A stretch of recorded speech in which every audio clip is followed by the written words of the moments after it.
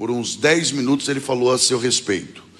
E eu louvo a Deus pela vida do pastor Moisés, da irmã Michele, do Mateus, de sua esposa, e que o Senhor Deus continue a abençoar esta família e toda a equipe de trabalho do Bom Samaritano.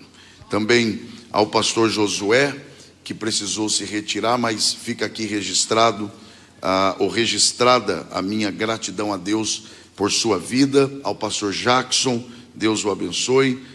Feliz por rever aqui a cantora Sumara, seu esposo, é sempre muito bom revê-los. E também a cantora Shirley Carvalhais, sermos abençoados pelo seu ministério, é sempre um privilégio muito grande. Também rever aqui o pastor André, e no seu nome cumprimentar a todos aqueles que já abraçamos e aqueles que ainda assim, porventura, ainda o faremos. Quem aqui de verdade quer continuar a ouvir Deus falar, diga amém. Eu, sendo muito sincero com os irmãos, durante esta semana, pensando e também falando com Deus sobre esse momento que teríamos juntos aqui, o Senhor fez descer ao meu coração, fez voltar ao meu coração uma palavra, e eu quero pelo menos tentar aqui seguir a direção que o Senhor tem me dado. Para isso eu convido você a abrir a sua Bíblia no livro dos Salmos. Quando você encontrar o livro dos Salmos, localize aí, por favor, os Salmos de número 40. Alguém aqui ainda tem forças para dar glória a Deus?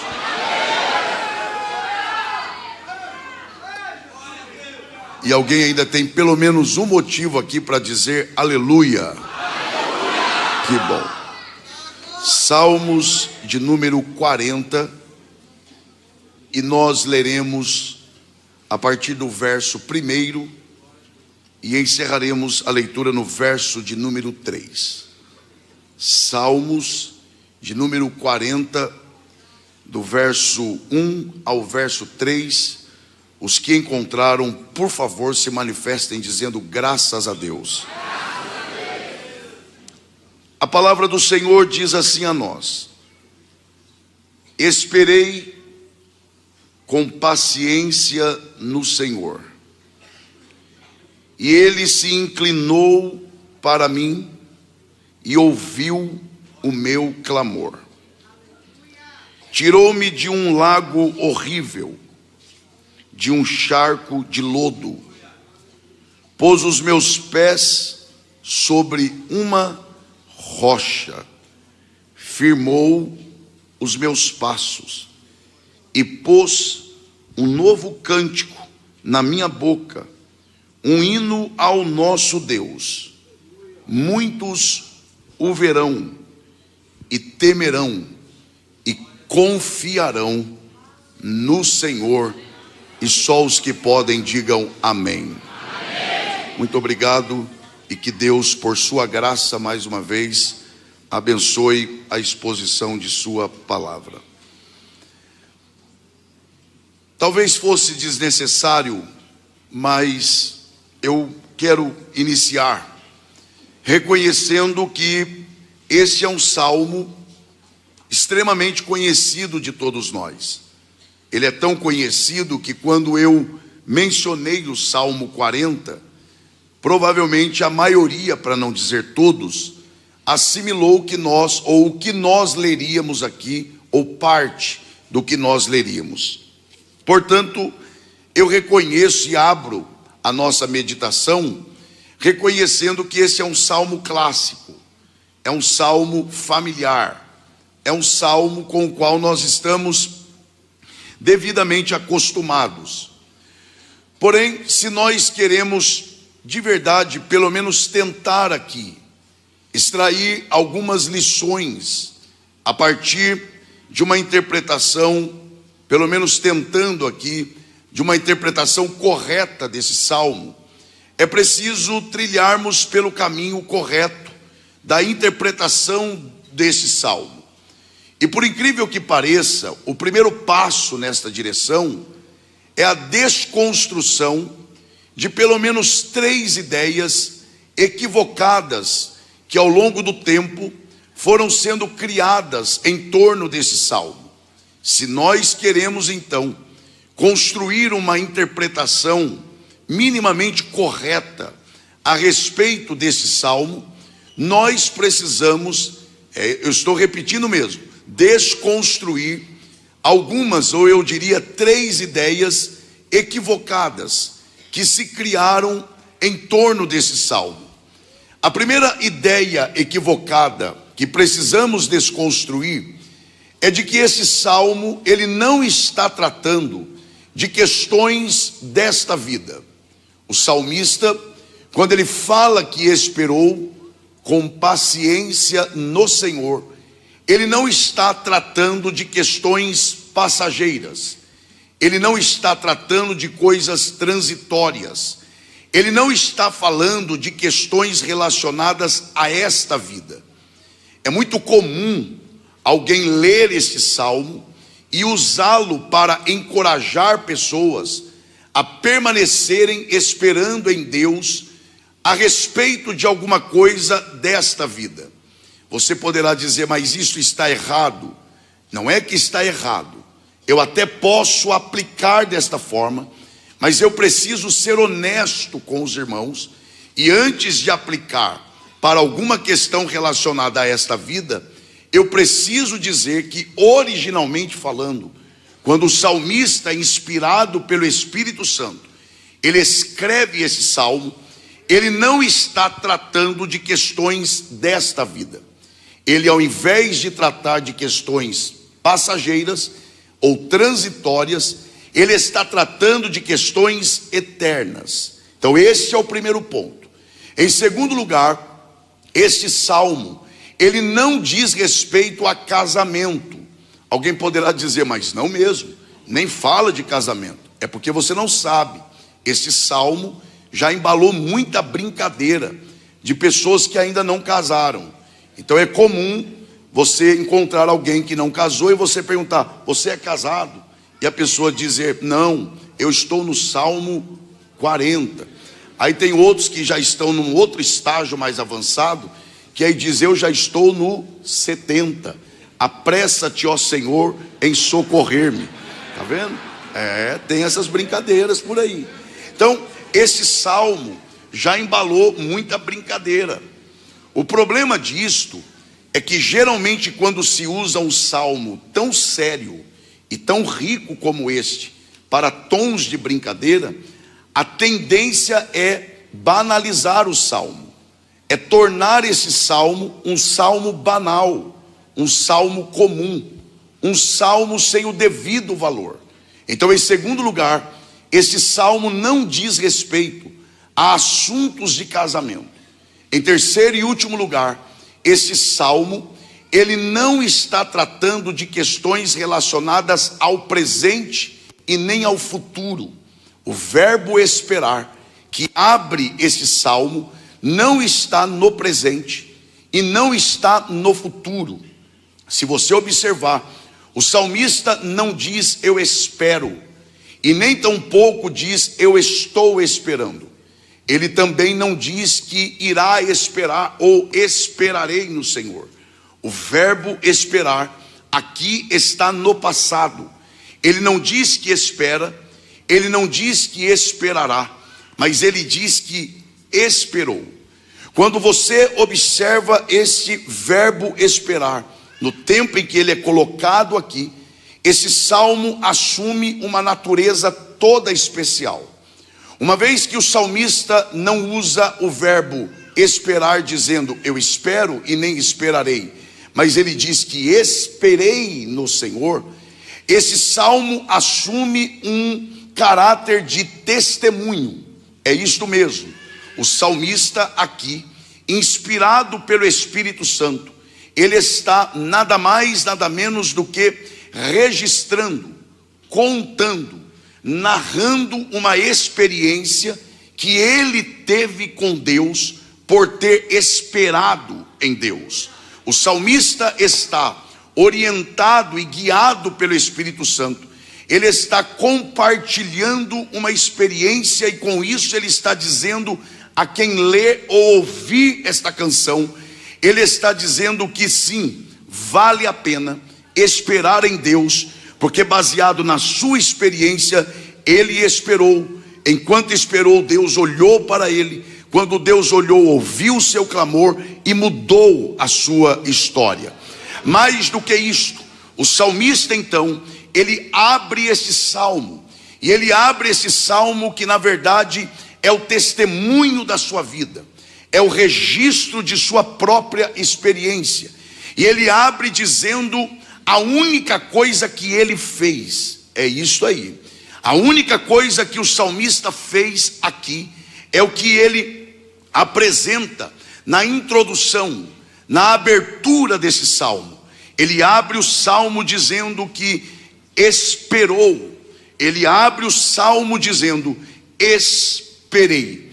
No entanto, é preciso também destacar que esta espera do salmista, ela não foi uma espera cega. Ela não foi uma espera inconsciente. Ela não foi uma espera ignorante, não. Ele não só diz que esperou. Se você observar, e se você estiver atento, percebam o que ele diz. Ele diz: esperei. Ele diz que esperou com paciência. E ele diz que esperou no Senhor. Ele não diz só o que fez. Ele diz o que fez, como fez e em quem ele fez.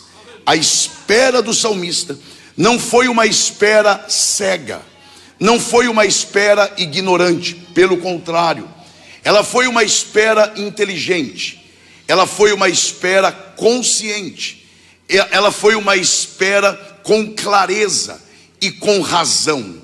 Então observe que ele diz: esperei, esperei com paciência e esperei no Senhor.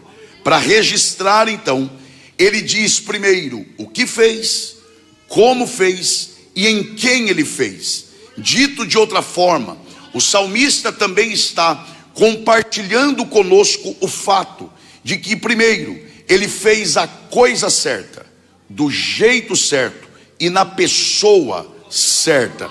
Ele diz que esperou, é a coisa certa. Ele diz que esperou com paciência, do jeito certo, e diz que esperou no Senhor, na pessoa certa. Agora, a grande questão para nós avançarmos aqui é lançarmos uma pergunta para o salmista, é lançarmos uma pergunta que eu considero central para o salmo, e a pergunta é esta: por que o salmista esperou? A pergunta é: o que é que leva o salmista a esperar? Alguém rapidamente poderá responder dizendo: pastor, o salmista esperou porque ele quis esperar. Tudo bem, eu até posso aceitar em certa medida que o salmista tenha esperado porque quis, mas ele não quer esperar à toa. Ele espera não só porque quis. Se você considerar o que está no verso de número 2, que é parte desse testemunho, e se você levar em conta o lugar em que ele estava, enquanto ele esperava em Deus com paciência, você perceberá que o salmista não espera só porque quer. O salmista espera porque não tem outra alternativa. Olha o que está escrito.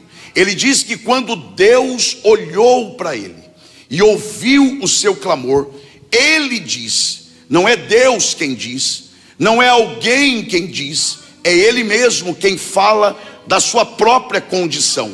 Ele diz que quando Deus olhou para ele, primeiro, ele estava no que ele chamou de lago horrível.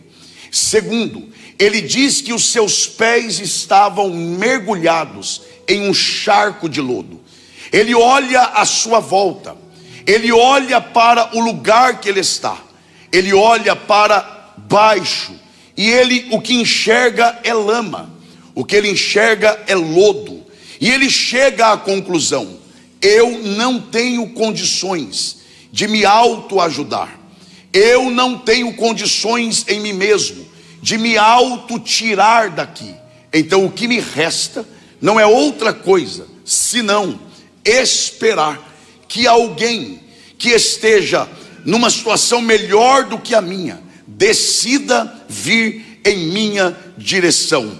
Então o salmista, ele não espera só porque quer, ele espera porque ele não tem outra alternativa. Ele espera porque ele olha para as suas próprias condições e conclui: eu não tenho como me auto-salvar, eu não tenho como me auto-ajudar. O jeito é esperar com paciência no Senhor, e quem sabe um dia Ele vem, me visita nesse charco de lodo e me tira dessa situação. Esta é a realidade do salmista.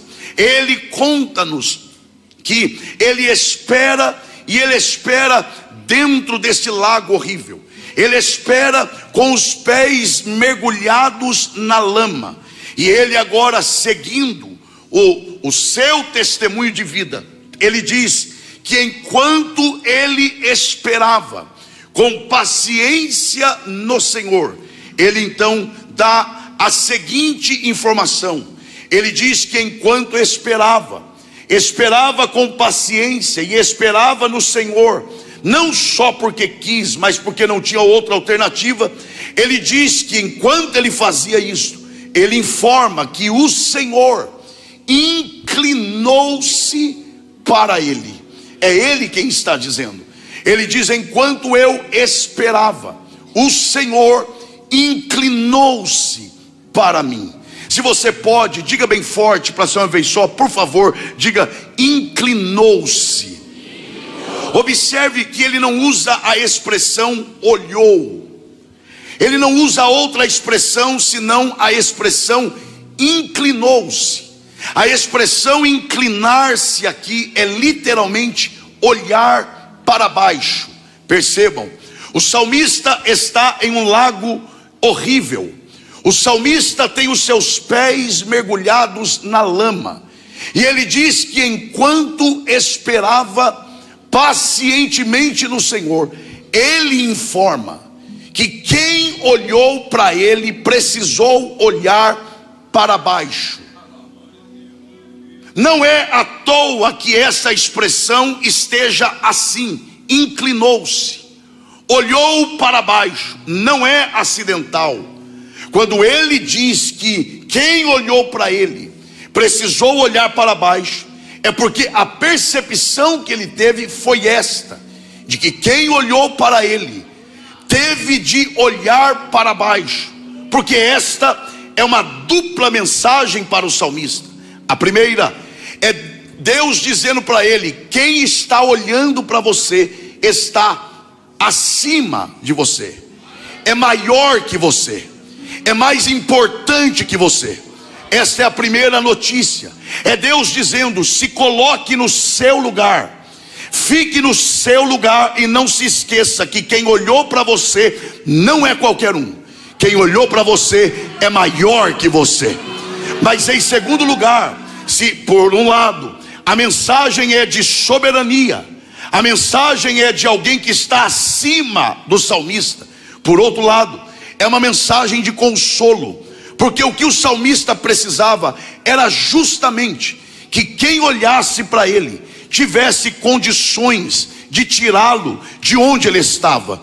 Então, quando ele percebe que quem olhou para ele é alguém que teve que olhar para baixo, ele está certo de que quem me olhou tem condições de me tirar do lugar onde eu estou. Agora percebam que ele se inclina, ele olha para o salmista. Aliás, se tem uma coisa da qual o salmista conhecia bem, era desta verdade a respeito de Deus, de ele olhar para baixo.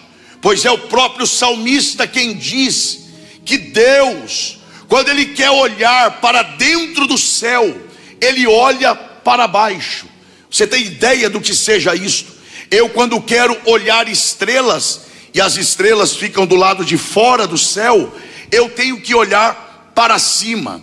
Deus é tão poderoso que quando ele quer olhar para o céu pelo lado de dentro, ele tem que olhar para baixo, porque Ele é maior que o céu. Ele está acima do céu. Ele é mais importante que o céu. E é este Deus que olhou para o salmista. Pois a expressão inclinar-se aqui, quem me ouve diga amém. A expressão inclinar-se aqui é mais do que olhar, é mais do que olhar para baixo. A expressão inclinar-se aqui é também virar-se, voltar-se ou importar-se. A ideia aqui é literalmente esta. Imagine você caminhando numa direção, você está envolvido com algo nesta direção, e você sabe do que eu vou falar. Sabe quando você está fazendo algo nessa direção e de repente acontece alguma coisa aqui atrás? Você não vê o que está acontecendo, mas você percebe, e aí você para de fazer o que está fazendo e você se vira, você se volta para aquilo. A ideia de inclinar-se aqui é exatamente esta. O salmista está dizendo: enquanto eu estava num lago horrível, enquanto eu estava com os meus pés mergulhados na lama, esse Deus que não depende de mim para nada, esse Deus que é maior do que os céus, esse Deus que tem muito mais coisa importante para fazer do que se envolver com alguém que estava com os pés na lama. Esse Deus, enquanto eu esperava, porque era a única coisa que eu poderia fazer naquele momento, enquanto eu esperava, vocês não vão acreditar, esse Deus virou-se para mim, esse Deus voltou-se para mim, esse Deus inclinou-se para mim. E é bom que já pelo menos umas 6 pessoas já se lembraram que um dia também, quando estávamos com os nossos pés mergulhados na lama, esse Deus que não depende de nós para nada, esse Deus que tem coisa muito mais importante para fazer, Ele também virou-se para nós, Ele também inclinou-se para nós. E se isso é verdade em relação à sua vida, aproveite essa oportunidade, levante a sua mão e dê o melhor glória a Deus que você já deu aqui hoje. A grande questão é: por que Deus olhou? Por que Deus inclinou-se? Porque Ele não diz que clamou, Ele diz que esperou. Então Deus olha por quê? Deus olha porque quis olhar. Se eu fosse você, eu não perderia isso por nada. Deus não olha porque o salmista clamou, não. Então por que Deus olhou? Deus olhou porque quis olhar. Percebam, aos atentos, é claro, percebam, ele diz, olha a sequência: esperei. Ele não diz que esperou falando, ele não diz que esperou clamando, ele diz que esperou com, vamos lá por favor, esperou com, é isso que ele fez. E enquanto ele espera pacientemente, e a ideia de esperar aqui é justamente esperar em silêncio. Então Deus olha, diga bem forte para você uma vez só, diga: porque quis olhar. Isto. E ele segue o testemunho: esperei com paciência no Senhor. E o que é que ele fez? A sequência é essa: ele se inclinou. Olha agora a segunda ação de Deus. E depois que ele inclinou-se para mim, ele, vamos lá, ouviu o meu clamor. A questão aqui é: em que momento o salmista clama? A gente tem que parar para entender isso.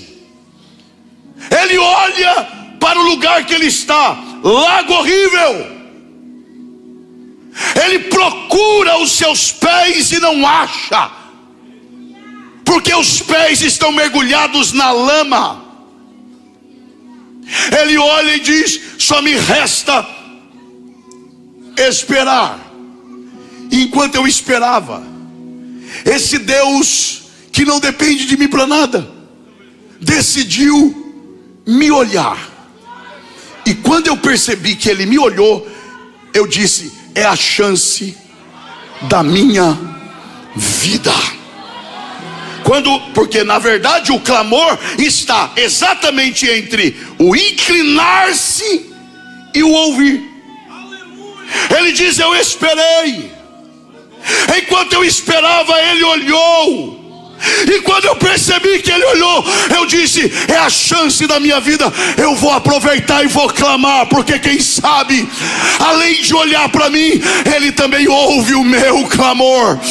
Eu tenho autorização de Deus para dizer a você nesta madrugada: o olhar de Deus está voltado para este lugar.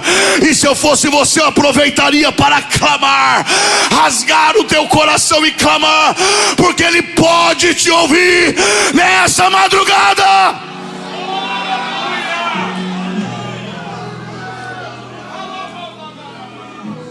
Eu tenho outra pergunta.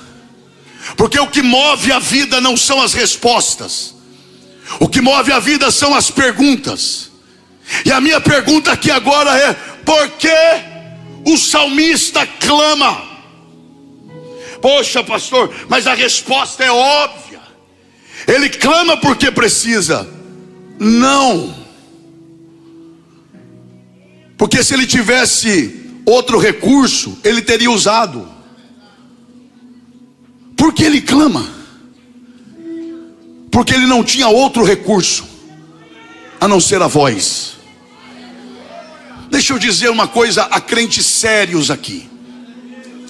Eu não estou falando com crente que acha que vida cristã é vida fácil, é vida rasa, é vida de facilidade, é vida feita de um momento, de emoção. Não, mas aqueles que sabem que vida cristã é caminhar com Deus, e sabe que nesta caminhada Deus nos esgota. O que é o esgotar de Deus? Deus tira as nossas bases, Deus tira aquilo que nos dá segurança. Eu vou repetir: se eu fosse você, eu atentaria para isso. No processo de caminhar com Deus, Deus tira as nossas escoras, Deus tira aquelas coisas que nos dão garantias humanas. Ele vai tirando o chão, ele vai tirando parede, ele vai tirando seguranças humanas. Agora, uma coisa você pode ter certeza: nesse processo do esgotar de Deus em crentes sérios, ele pode até te esgotar, ele só não te deixará sem nada. Ele sempre deixará alguma coisa, e desse pouco que sobrar, ele é capaz de restaurar a sua vida. Quem não se lembra de Jó? O que foi que Jó perdeu? Alguém vai correr e dizer: Jó perdeu tudo. Não, Jó perdeu quase tudo. Então o que é que ele não perdeu? Ele perdeu tudo menos um caco de telha. Alguém vai dizer: o que é um caco de telha? Para você que não tem coceira no corpo, não é nada. Pergunte para alguém que tem feridas no corpo todo o valor de um caco de telha. Pergunte para alguém que quebrou as duas pernas e ficou meses com as duas pernas engessadas o valor de uma varinha. Quando dá uma coceira no joelho do lado direito, e a varinha vai lá, e quando ela toca onde está coçando, a pessoa ainda fala em línguas estranhas de tanta alegria. O alívio. Jó perdeu tudo menos um caco de telha. Eu tenho certeza que se alguém dissesse: Jó, eu troco esse caco de telha que você tem, te dando 1000 juntas de boi, ele diria: eu não quero, porque o que é que o boi pode fazer para aliviar a minha coceira? Porque Deus nunca vai te deixar com o que você quer, Ele sempre vai te deixar com o que você vai precisar. E do caco de telha que restou, Deus restaurou a sorte de Jó. Eu não preciso enganar absolutamente ninguém, mas Deus me autoriza pela sua palavra a dizer a algumas pessoas aqui nessa madrugada, desse restinho de fé que lhe restou, desse pouco de esperança que lhe restou, Deus nessa madrugada vai se utilizar disto para te levantar, te restaurar, e a glória da segunda casa será maior do que a da primeira. Quem recebe a palavra, dê o melhor glória a Deus que você pode. Oh, glória a Deus! Oh, glória a Deus! O salmista olha para o lugar, lago horrível, procura os pés e não acha. Ele espera. Deus olha para ele. Ele diz: é a minha chance. Deixa eu usar o meu último recurso. A única coisa que eu ainda tenho é a voz. Deixa eu usar o que me restou. E eu clamei. E vocês não vão acreditar. Esse Deus que eu não merecia que Ele sequer me olhasse, Ele me olhou. Ele me enxergou no lago horrível. Ele me enxergou com os pés na lama. Ele me olhou. Eu aproveitei e clamei. E vocês não vão acreditar. Eu não só clamei, mas Ele ouviu o meu clamor. E é tão bom pregar aqui, porque vocês estão aqui porque querem ouvir mesmo. E aí a pergunta é: como é que ele sabe que Deus ouviu? Porque a expressão ouvir é subjetiva. Quer ver uma coisa? Quem está me ouvindo, diga amém. Amém. Pois é, tem gente lá fora que também está. Agora, o fato de me ouvir não significa que está absorvendo, porque a expressão ouvir é subjetiva. Cada um ouve a maneira que quiser. Mas ele diz: Ele me ouviu. E eu pergunto para ele: como é que você sabe que Deus te ouviu? Porque não ficou só no ouvir. Sabe como eu sei que Ele me ouviu? Porque Ele me tirou de onde eu estava e me colocou no lugar que Ele preparou para eu estar. Tem gente que ainda se alegra porque já está se encontrando na história. Agora, isso aqui para mim, e é porque a Bíblia, não é porque eu estou falando, para mim é o que é mais belo nisso aqui. Porque olha o que ele diz: esperei. Enquanto eu esperei, Ele me olhou. Depois que me olhou, eu gritei e Ele me ouviu. E depois que me ouviu, Ele me tirou. Vamos participar? Diga: olhou. Um pouquinho mais forte, diga: ouviu. Ainda mais forte, diga: me tirou. Olha isso.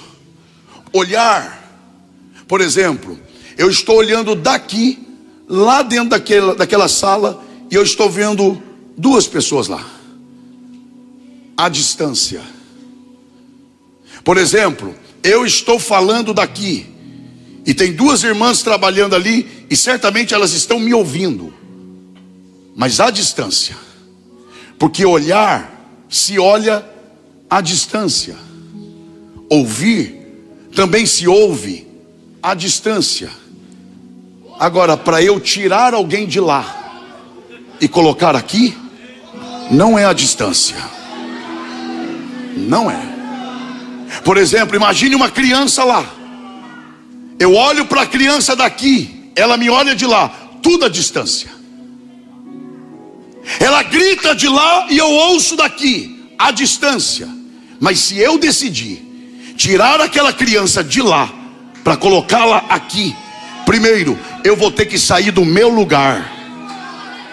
Eu vou ter que ir em direção a essa criança. Eu vou ter que estender a mão. Eu vou ter que tocar nessa criança. Eu vou ter que pegar essa criança e trazê-la para onde eu quero trazê-la. É isso que o salmista está dizendo. Ele diz: eu estava num lago horrível, os meus pés estavam mergulhados na lama. E vocês não vão acreditar, esse Deus, Criador de todas as coisas, o soberano todo-poderoso, Ele me olhou onde ninguém queria me olhar. Ele me enxergou onde ninguém conseguia me enxergar. Quando Ele me olhou, eu disse: é a minha chance, eu vou clamar. E eu clamei, e vocês não vão acreditar, Ele me ouviu à distância. Mas o melhor, vocês não vão acreditar, de repente Ele começou a se mover do lugar dele, e melhor, Ele veio em minha direção. Quando chegou onde ninguém conseguia chegar, Ele estendeu a mão, tocou em mim e me tirou da lama. E tem crente que não se alegra com isso.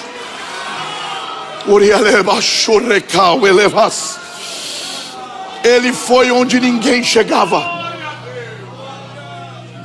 Ele foi onde ninguém queria ir. Ele enfiou a mão na lama. E sabe o que é melhor? É que naquele dia eu descobri que Ele é o único ser que põe a mão na lama e não se suja. Ele me tirou de lá, abriu o chuveiro da graça. Isso não te alegra? Então nada mais vai te alegrar que hoje. Me deu um banho de misericórdia, me cobriu com o sangue do Filho dele, me encheu do Espírito Santo, e ainda disse que um dia voltará para me buscar. Isso não te alegra não, meu irmão? Essa é a nossa história.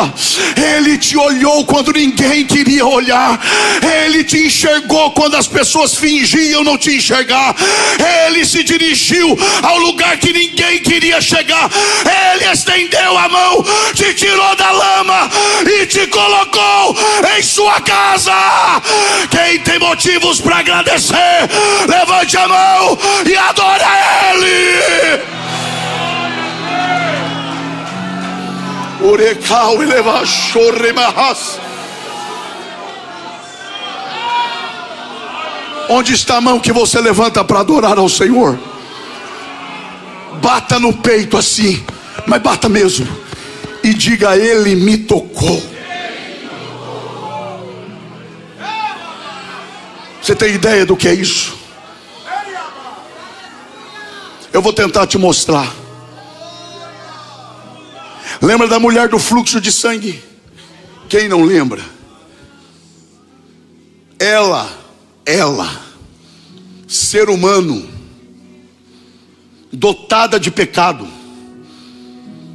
doente, se esvaindo em sangue 12 anos, desprezada, desenganada, fora da lei.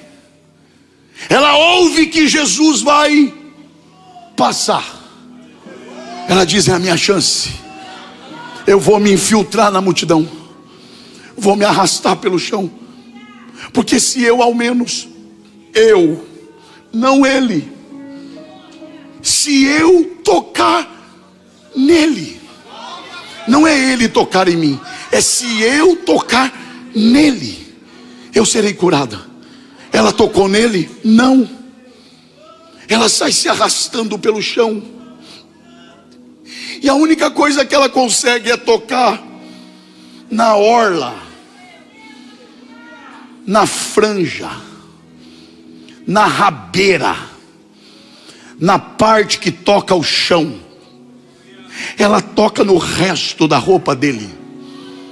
Ela, pecadora, fraca, desenganada, fora da lei, não tocou nele, tocou na franja da roupa e foi curada. Se ela, sendo quem era, tocou na orla do vestido e recebeu o que recebeu, imagine o que acontece quando ele decide tocar em alguém. Você tem dúvida do que acontece? Olhe para você. Dá uma olhada no relógio. Dá uma olhada no relógio. 3h27 da manhã, de sábado para domingo. Se não fosse o toque dele, onde é que você estaria agora? Alguém pode dizer, dormindo. Tenho dúvidas. Dormindo se fosse como hoje, crente. Mas eu estou falando antes do toque dele. Onde é que você estaria? Do lado de quem? O que estaria saindo da tua boca? O que você estaria fazendo? Mas um dia ele decidiu te visitar onde ninguém queria chegar. Ele estendeu a mão e te tocou. E olha onde você está nessa madrugada. Olha ao lado de quem você está. Olha o que está saindo da tua boca agora. Olha o que você está fazendo. É a graça de Deus. É a graça de Deus. É o toque de Deus. Quem reconhece a graça de Deus, levante as tuas mãos e agradeça. Tirou-me. Tirou-me de onde? De um lago horrível.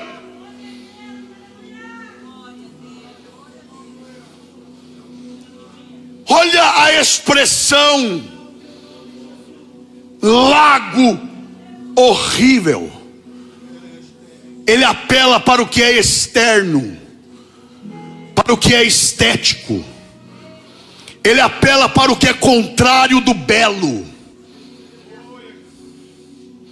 Ele diz: o lugar que eu estava era feio, indesejável, inacessível. Ninguém sequer queria olhar para lá. E pior, os meus pés estavam na lama. Porque lago horrível é uma coisa, charco de lodo é parte do lugar. Quando ele fala do lago, ele fala que era feio.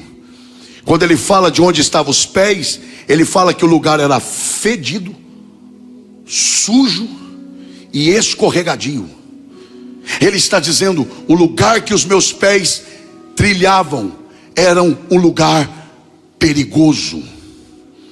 Eu estava prestes a cair para nunca mais me levantar.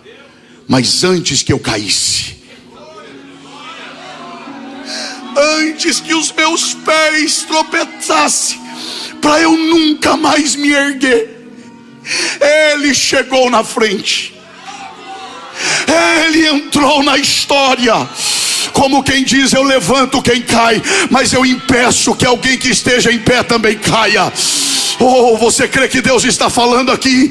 Eu sei quando eu estou pregando, eu sei quando eu estou ensinando, mas eu sei quando eu estou profetizando. Deus está dizendo a alguém aqui hoje: os teus pés estão trilhando por lugares escorregadios. Clame por socorro hoje. Ele quer te dar livramento neste lugar. Livramento!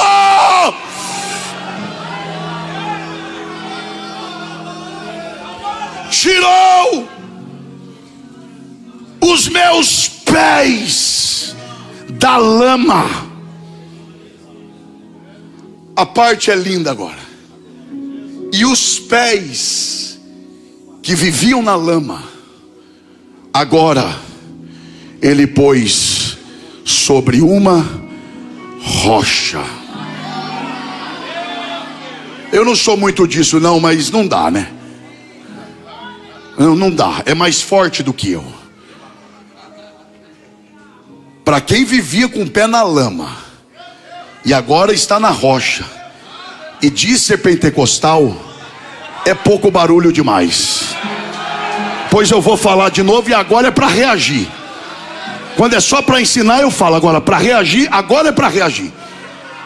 Ele tirou os nossos pés da lama e colocou sobre uma rocha.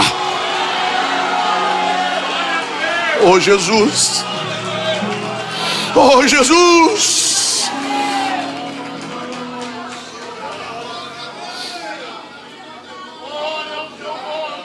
Olha isso, pense comigo. Imagine os pés de alguém na lama. Está imaginando os pés na lama? Alguém que está com os pés na lama, esses pés afundam ou não? Sim ou não? Quem passa enxerga os pés? Não. Porque pé na lama afunda e quem passa não vê o pé. Agora troca o cenário.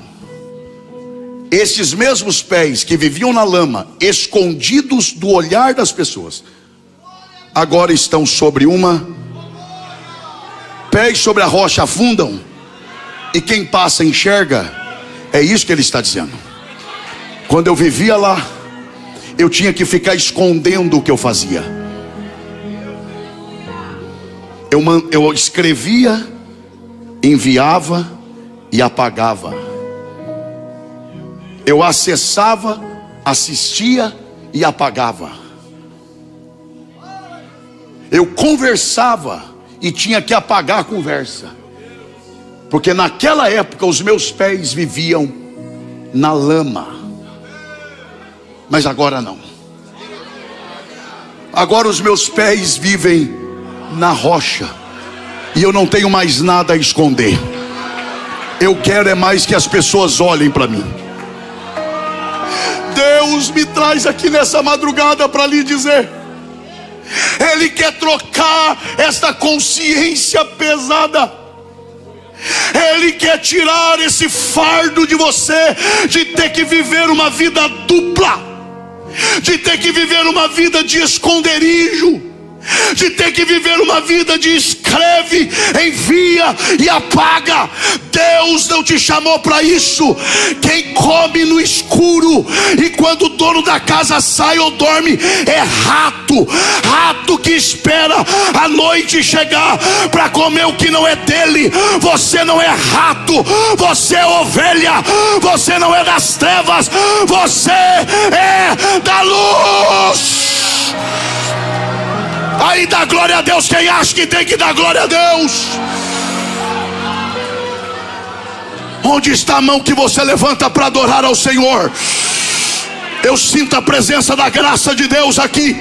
Abrace essa pessoa que está perto de você e diga: Deus não nos chamou para as trevas, Deus nos chamou para a luz, para a paz de espírito, para a tranquilidade de deitar à noite e dizer: eu não devo nada a ninguém, eu não devo nada a ninguém, eu não tenho mais o que esconder.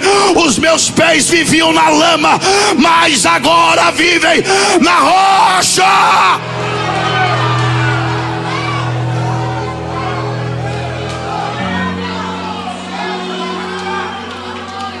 Deus e cai chorremacho elevas.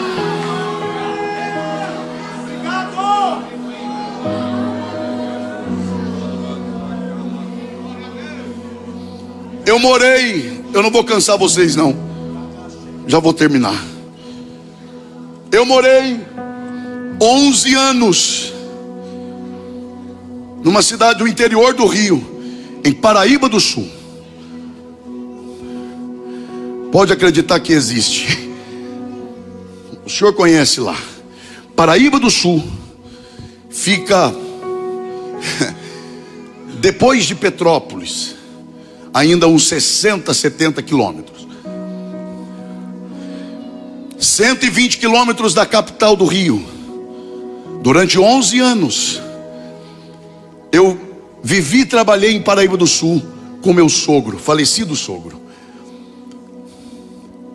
E eu tinha que viajar praticamente todas as semanas para ir ao Rio de Janeiro, para tomar um avião, para atender algum irmão, para pregar. E quando eu passava pela Serra de Petrópolis, muito conhecida pela cantora Shirley, certamente, eu já vou encerrar, irmãos. Quando eu passava ali acordado, que era raro às vezes, eu passava admirando aquelas rochas enormes da Serra de Petrópolis. E o que mais me impressiona naquelas rochas não é a grandeza, não é a beleza, mas é o fato de que durante 11 anos eu passei ali, e as rochas sempre estavam no mesmo lugar. Enquanto eu estou falando delas, elas estão lá. E quem é o homem para tirá-la de lá? Aí o salmista diz: os meus pés viviam num lugar escorregadio, mas agora os meus pés estão sobre uma rocha. Sabe o que ele está dizendo também? Quer mexer comigo? Mexa com a rocha. Quer me tirar do lugar? Tira a rocha. Quer me abalar? Abale primeiro a rocha. Eu vou precisar falar quem é a rocha para você? Eu preciso falar? A pedra que se move sem auxílio de mãos humanas. A pedra que não depende de líder para se mover. A pedra que não é ela que está na mão dos pastores, mas são os pastores que estão nas suas mãos. Não são os pastores que levam a pedra, é a pedra que leva os pastores. Não é o homem que diz para onde a pedra vai, é a pedra que se move na direção que ela quiser. A pedra angular de esquina, rejeitada pelos seus edificadores. Ah, não sabe quem é? Jesus falou: eu edificarei a minha igreja sobre esta pedra, e as portas do inferno não prevalecerão contra ela. Abrace essa pessoa que está perto de você. Abrace mesmo e diga: para mexer com você agora. Se ele depender do seu ânimo para acreditar, ele está perdido, hein, irmão? Vai lá, diga: para mexer com você agora, vai ter que mexer com a rocha. Com a rocha.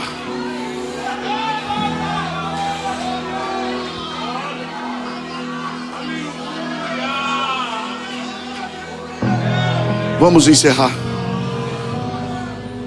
E para por aqui? Não. Tirou os meus pés da lama, pôs os meus pés sobre uma rocha.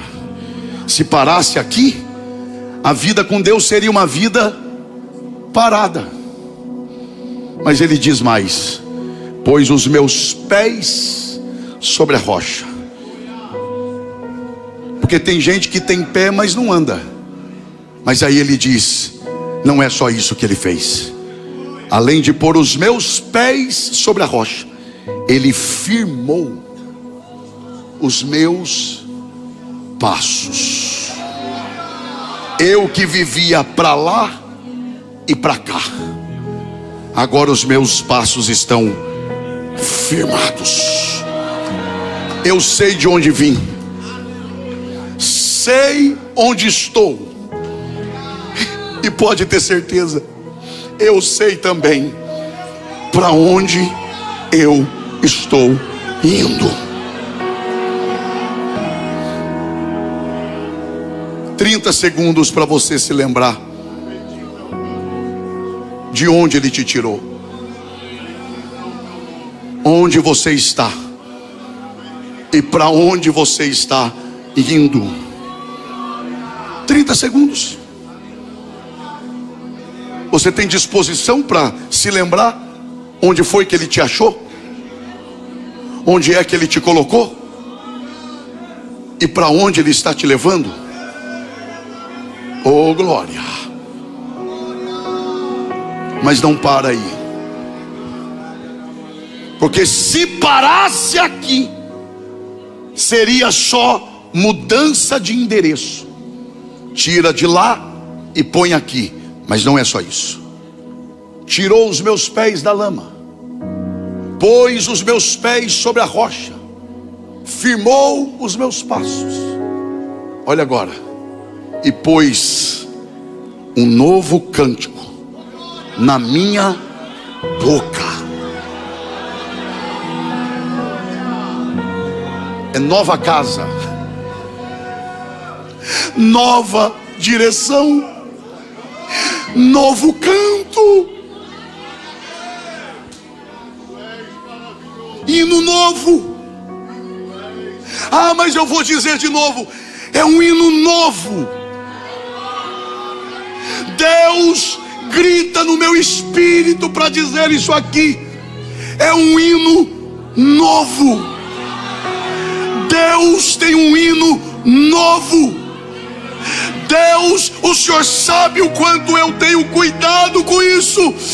Eu não preciso disso, mas Deus me manda lhe dizer, Ele tem um hino novo. O Senhor está entendendo do que Ele está te falando, e eu não vou dizer, porque Ele testifica com o teu espírito. Ele dá um hino novo, novo, novo. Quem recebe e crê, dê um brado de glória.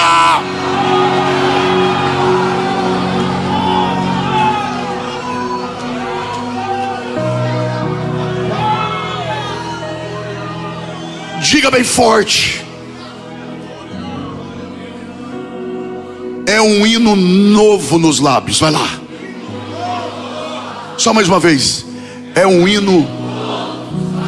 A boca fala do que o coração. Vai lá. A boca fala do que o coração está. O problema não é o que entra, é o que sai. Porque o que sai pela boca reflete o que está no coração.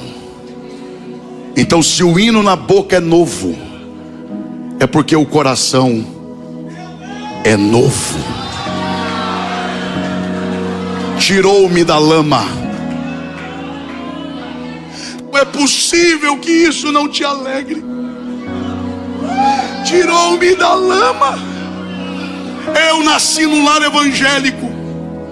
Eu nunca me desviei, mas eu conheço a história do meu pai.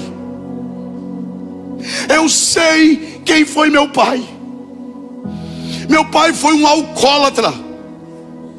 Meu pai foi alguém que, quando não tinha dinheiro para comprar pinga, bebia álcool puro. Meu pai foi alguém que, quando chegou na igreja onde ele se converteu e eu fui criado, o pastor Manuel, que me formou, ficou com medo dele, pelo seu estado. Meu pai é alguém que vivia na sarjeta. Meu pai é alguém que, na rua do Cafezal, no interior de São Paulo, em Jacareí, caído na calçada, uma mulher passou por ele, ele nunca viu, nunca mais viu essa mulher. Essa mulher olhou para ele e disse: procure uma igreja hoje, porque a graça de Deus quer entrar na tua vida e na tua casa. E a graça entrou na minha casa. Ela entrou na vida do meu pai e me alcançou, e hoje eu estou aqui. Eu sou fruto de um Deus que procurou meu pai na lama. Deus te tirou da lama. Deus nos tirou da lama, colocou os nossos pés na rocha dele, firmou os nossos passos, mudou o nosso coração e pôs um hino novo na nossa boca.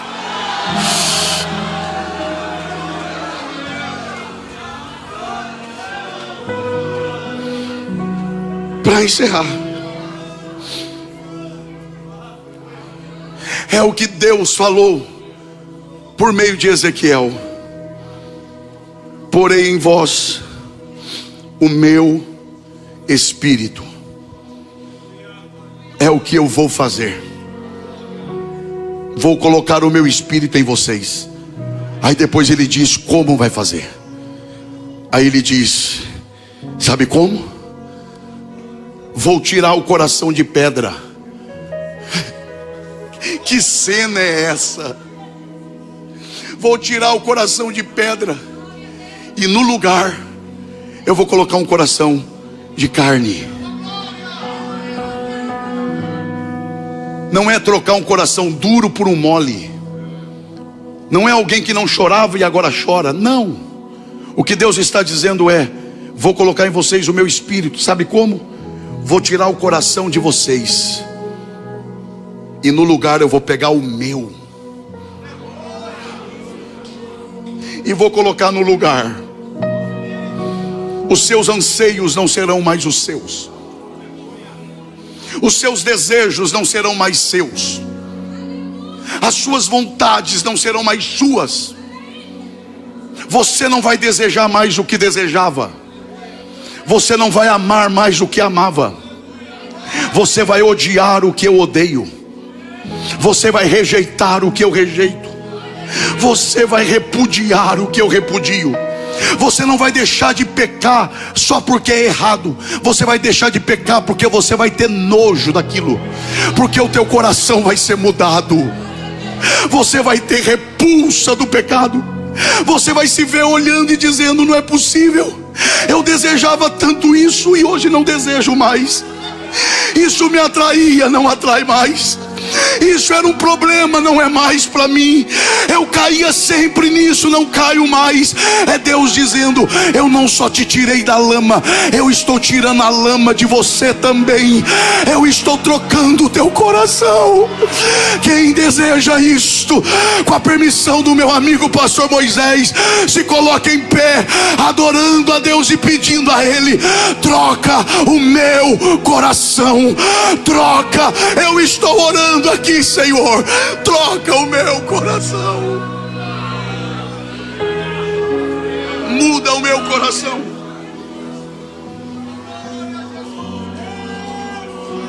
Ao ponto de os outros olharem e dizerem: grande é essa obra. Quem ouviu a palavra, diga amém.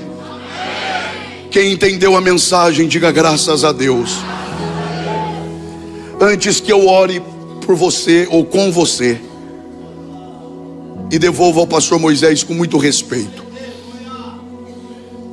seja uma bênção para quem está perto de você. Não é pecado isso não. Isso não é coisa de pregador. Isso é coisa da Bíblia. A Bíblia diz: quando vocês se reunirem, console uns aos outros. Como é que eu posso consolar o outro se eu não falar com ele? Às vezes a gente fala durante o culto que não é nem para falar. Aí a hora que é para falar coisa de Deus, aí lá vem o pregador de novo. O que é? Olhe para essa pessoa que está ao seu lado e diga: Deus nos visitou no lago horrível, tirou os nossos pés da lama, pôs sobre a rocha, firmou os passos, mudou o nosso coração, e há um novo canto em nossos lábios.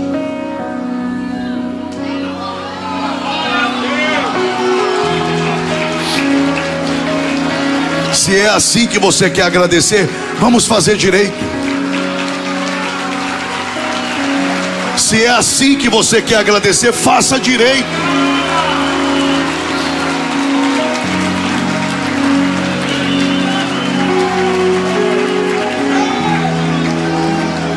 Mas agora eu quero orar com vocês. Eu sinto a graça de Deus aqui.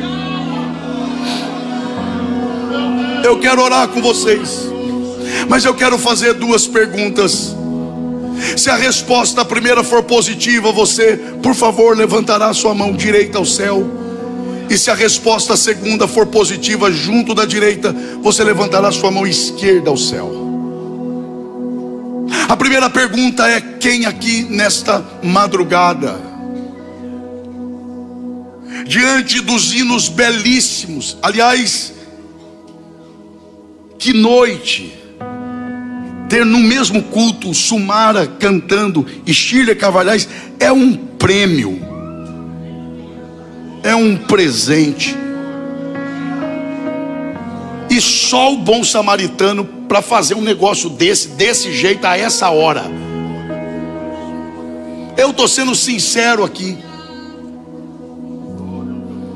Você que participando dos louvores e ouvindo esta mensagem, a primeira pergunta é: quem aqui reconhece que por mais crente que você seja, e por mais santo que você possa estar hoje, quem aqui com a mão direita levantada, ainda que sem palavras, mas com a mão direita levantada, reconhece que nem sempre valoriza a salvação que Deus te entregou? Eu não vou insistir para se levantar a mão direita, porque isso é uma questão muito pessoal. Ao levantar a mão direita, como eu estou com ela levantada, nós estamos dizendo: Senhor, eu não valorizo como eu deveria valorizar tão grande salvação. Não são poucas as vezes que eu me esqueço do lugar que o Senhor me tirou. Não são poucas as vezes que eu me esqueço de onde eu poderia estar se a tua graça não tivesse chegado primeiro. Dos que levantaram a mão direita e permanece com ela levantada, quem aqui com a mão esquerda levantada quer com as duas mãos levantadas dizer a Deus: mas eu quero valorizar, mas sozinho eu não consigo, e para isso eu dependo da tua graça operando em mim? Porque onde tiver mãos levantadas, o Senhor me autoriza a dizer que a alegria da salvação vai tomar conta do teu coração agora. A começar lá de trás, a alegria da salvação vai tomar o seu coração aí agora. Eu sei que você veio aqui hoje em busca de um escape, de uma porta aberta. Eu sei. Se eu sei, imagino, Deus sabe muito mais.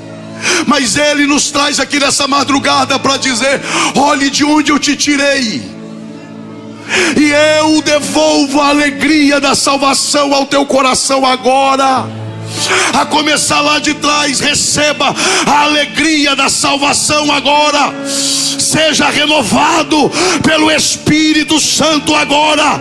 Você que é batizado com o Espírito Santo, volte a falar em línguas estranhas com a mesma alegria de antes, com o mesmo fervor de antes. Onde estão os salvos aqui? Você consegue agradecer por essa salvação? Não?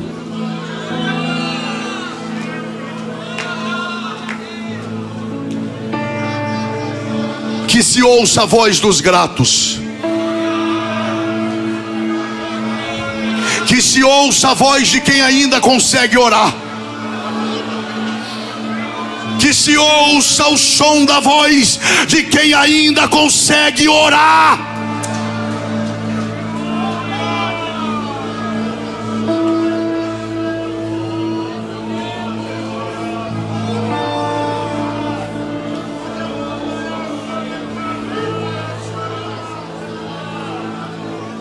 Nós vamos orar, mas seguindo a direção de Deus, pela fala do pastor Moisés. Onde está você que deseja entregar a sua vida ao Senhor Jesus agora? Eu vou ser mais específico com você, direto com você. Onde está você que não só deseja, mas vai voltar agora para Jesus agora? Saia do teu lugar e volte para o Senhor Jesus agora. Onde está você? Você que quer aproveitar que os olhos do Senhor se voltaram para este lugar, e você quer fazer como o salmista, clamar para Ele te tirar do lugar que você chegou. Se você deseja, saia do teu lugar e venha aqui à frente. Pode vir.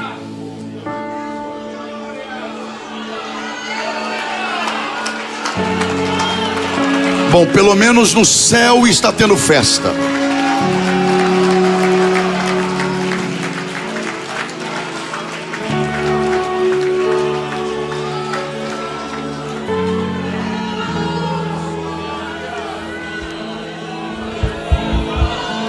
Deus não fez os teus pés para a lama.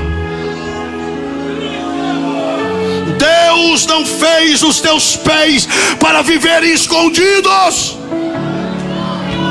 Deus fez os teus pés para serem pés formosos, que anunciam a paz.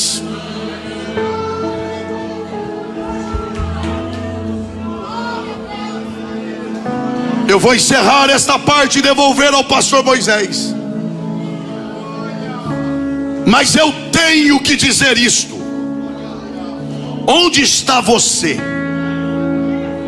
que deseja usar os mesmos pés que um dia você usou para te levar para longe, e você quer usá-los para te trazer para perto? Jesus falou de uma ovelha que se perdeu fora,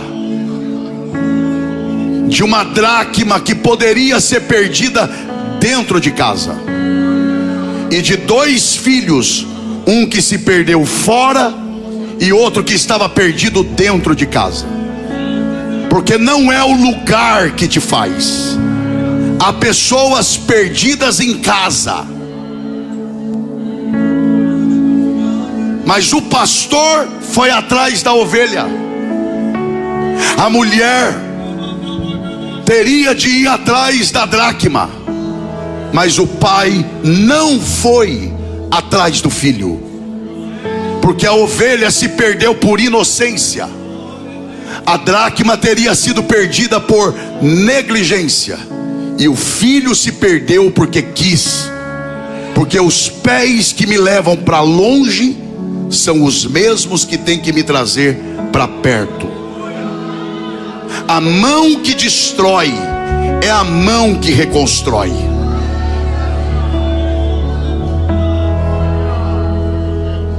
Eu vou te chamar pela última vez. Deus não te chamou para a lama. Deus te chamou para a rocha. Saia do teu lugar. Escapa-te por tua vida. É a última vez que eu chamo. Não sei o pastor Moisés, mas é a última vez.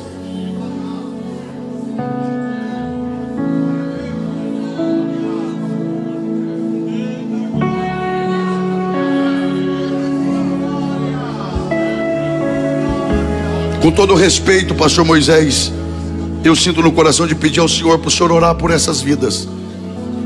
Quem pode glorificar ao Senhor por essas vidas? Mas a porta da graça ainda está aberta. Obrigado. Glória ao nome de Jesus. Eu não acredito que você vai para casa sem se reconciliar com Jesus, depois de ouvir uma mensagem dessa. Eu não acredito que você vai ter essa coragem. Ele se inclinou para você nesta noite.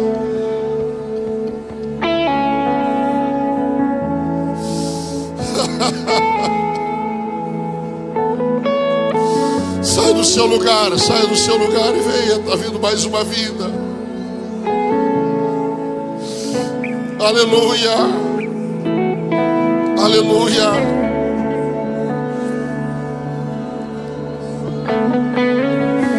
Aleluia. Eu vou pedir ao pastor Cláudio Luz, venha fazer essa oração, pastor Cláudio.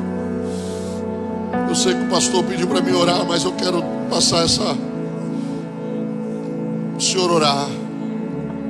Depois o pastor lá de Curitiba, o pastor André Santos. Vem cá, pastor André. Depois o pastor Cláudio Luz, o senhor continua orando, que eu quero descer lá, eu quero impor as mãos. Glória a Deus, aleluia. Paz do Senhor, povo de Deus. Estenda as suas mãos para cá, por gentileza, isso. Estenda como se estivesse acolhendo esses irmãos essa noite. Isso. Cubra eles com a tua oração agora, debaixo do poder do teu nome, Senhor.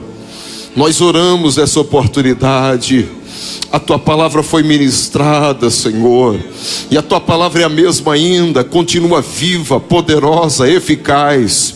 E debaixo da autoridade do teu nome, nós oramos e rogamos por essas vidas agora. A tua palavra já operou, já limpou de maneira poderosa